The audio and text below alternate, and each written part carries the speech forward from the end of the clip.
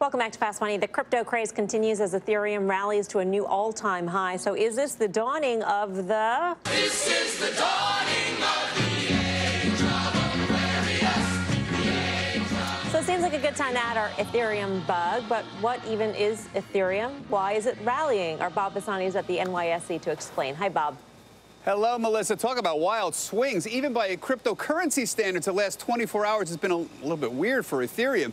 It opened up about 14% today compared to Friday's close. It gave it all back midday, then rallied back. It's wild. It did clear $1,200 for the first time today. That's a new all-time high. Remember, Ethereum was, what, $10 at the start of 2017?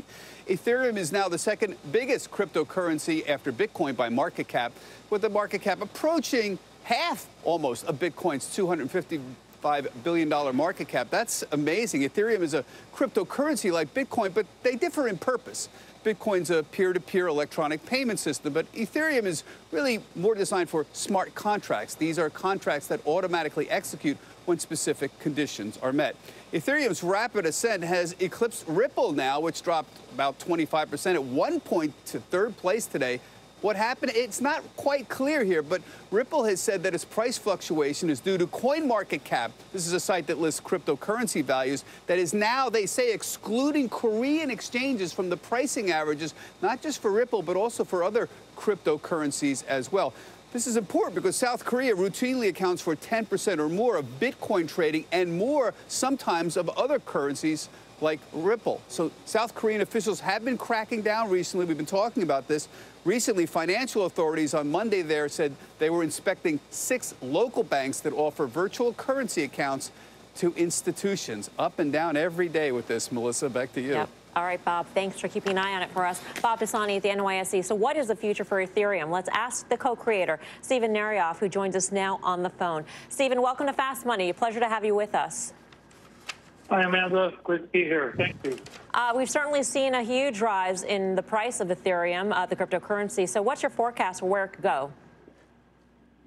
I think what you're seeing with Ethereum is exponential increase in the number of projects that are being built on there. And I could see there's billions of dollars being poured into the ecosystem right now, maybe 10 times more projects this year than there were next year, which I think could lead easily to probably tripling of the price from here before the end of the year. And a tripling would essentially mean that Ethereum would surpass Bitcoin in terms of total market cap, correct? That's very likely. There could be what they call in the industry a flippening, so they could potentially flip. On the other hand, the entire space is also increasing. There's a huge interest by the public. There's more areas and ways in which the public can invest, even in Bitcoin. So you could potentially just see an expansion of the entire space. While Ethereum could go exponentially higher, so could Bitcoin. Stephen, you mentioned something very important, which I think a lot of viewers may or may not get, and that is the number of projects being built on Ethereum. And you make a very good parallel to this being sort of the Windows software of the crypto world in the way it's being used and the projects being built on top of the Ethereum protocol. Where are you seeing the biggest leg of growth from in terms of these new projects that you were talking about? Which industry? You're seeing a tremendous amount of growth from it's across a wide variety. Fintech obviously is a natural area for growth in there. But now you're starting to see it becoming increasingly more creative. And so you're finding projects in the oil and gas industry. You're finding governments using it in their applications. You're seeing it in gaming and resorts and all kinds of different industries. So really it's exploded across industry where it started off much more now or a couple of years ago. Hey, Stephen, do you think that as more speculators come into the crypto market, the fact that Ethereum is considered to be far cheaper and faster for transactions to be confirmed on the Ethereum network, do you think that has something to do with the outperformance over the last few weeks? Yes, Ethereum has shown us to be a lot more stable recently. And so, in addition to it being more useful currently than Bitcoin, people are actually using it as a currency as well. So in transactional costs being lower is increasing usage of the entire network, and that's increasing the network effects of it. So more users, more projects being built on there, and more programmers, and tens of thousands of them are currently trained in it. So it's just getting, it's going on an exponential cycle at this point. So, Stephen, as I get dovetailed to that, so you talked about maybe some of the specs related to Ethereum that allow this to be the platform. The other side of this is, as it becomes bigger and bigger, do developers decide, so I have to bet on one platform, and therefore is it a self-fulfilling dynamic here? And are we getting to a place here where the big are only getting bigger? We saw this with Facebook in obviously a different realm, but at this point, you can't fight Facebook.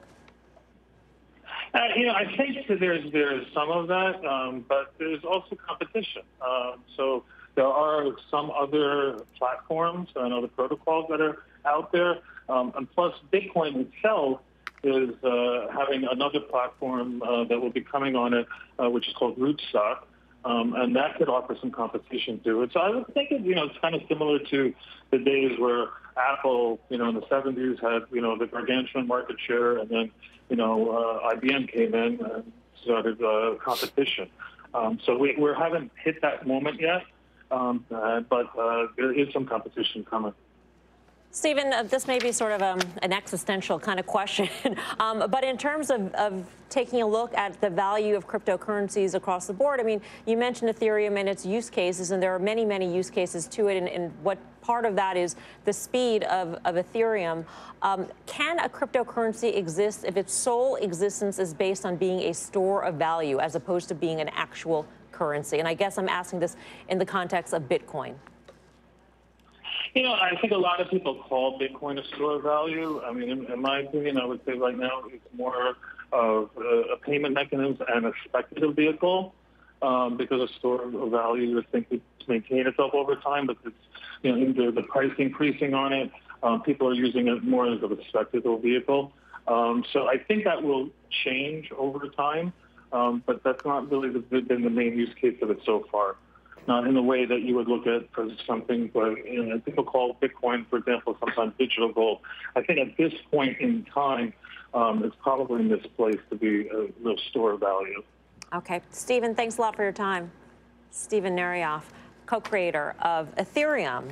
Fascinating discussion here. Thoughts, Guy? Well, I mean, for me to talk about any of the cryptocurrencies is probably, I'm the wrong person. But I will say there are stocks that work. Steve Grasso's been on Overstock. Look what that's done over, forget about the last 6 months. Look what it's done over the last 2 weeks. Stock's been on fire. I still think the Chicago Mercantile Exchange in terms of stocks is the way to play it, because it gives you everything that CME does, plus the cherry on top is cryptocurrency.